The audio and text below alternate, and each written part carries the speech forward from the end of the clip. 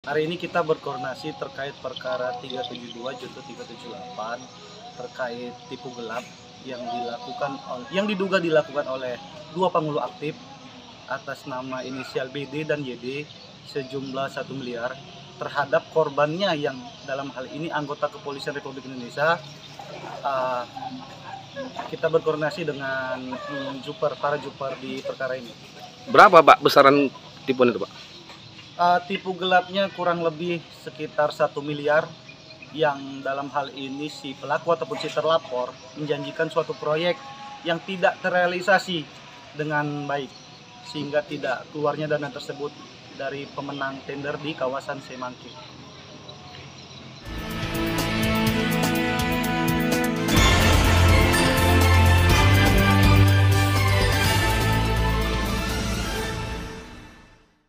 Lambatnya penanganan kasus penipuan 1 miliar rupiah, Bayu Atmaja akan laporkan ke Polda Sumatera Utara. Pemirsa, kasus penipuan dan penggelapan dengan modus operandi proyek di kawasan ekonomi khusus Semangke yang dialami Wawanda Saragi sebesar 1 miliar rupiah yang diduga dilakukan dua oknum panghulu di Kabupaten Simalungun inisial BD dan YD masih belum menuai kejelasan. Pasalnya, sebelumnya 4 bulan Dumas dan 2 bulan setelah melakukan laporan resmi di Polsek Perdagangan Polres Simalungun. Lambatnya penanganan kasus ini di Polsek Perdagangan membuat pihak korban dan kuasa hukumnya akan melaporkan kasus ini ke Polda Sumatera Utara. Hal itu diungkapkan Bayu Atmaja saat mengunjungi Polsek Perdagangan untuk menanyakan perkembangan kasus tersebut. Selamat sore Pak. Sore. Bapak selaku kuasa hukum dari Wawanda Saragi yang diduga korban penipuan oleh dua oknum panghulu itu Pak sebesar 1 miliar. Gimana Pak kelanjutan kasusnya ini Pak? Ya, selamat sore.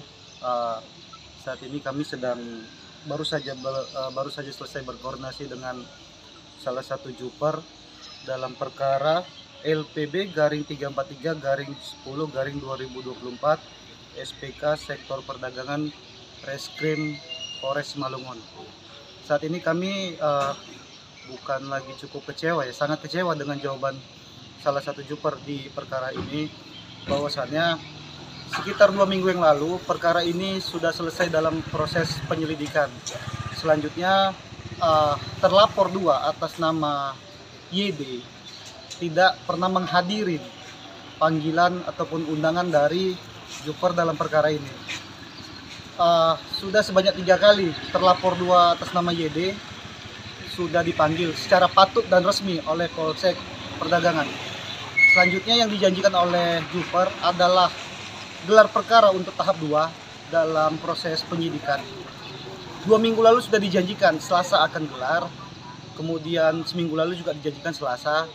Barusan juga sudah kami konfirmasi kepada juper atas nama Pak Manik bahwasannya Selasa depan lagi digelar. Artinya kami mendapatkan janji-janji palsu yang sampai saat ini tidak terrealisasikan.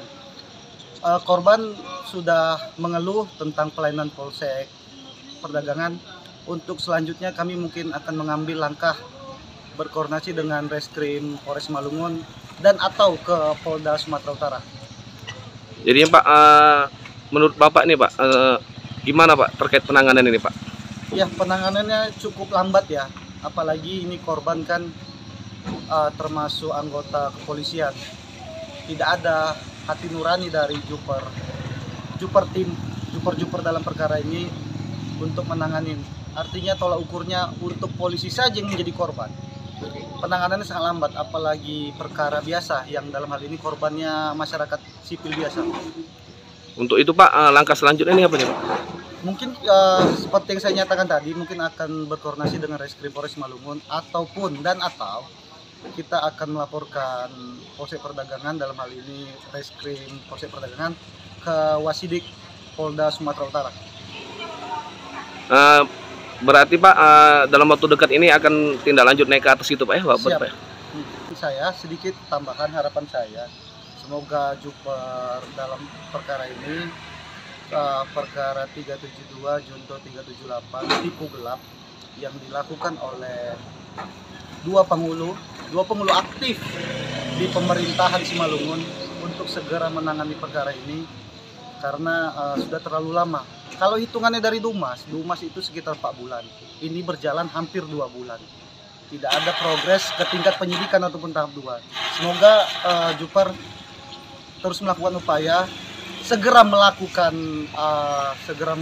gelar untuk tahap 2 ataupun proses penyidikan. Terima kasih. Dari Kabupaten Simalungun, Sumatera Utara, Tim Liputan Taruna Global News TV mengabarkan.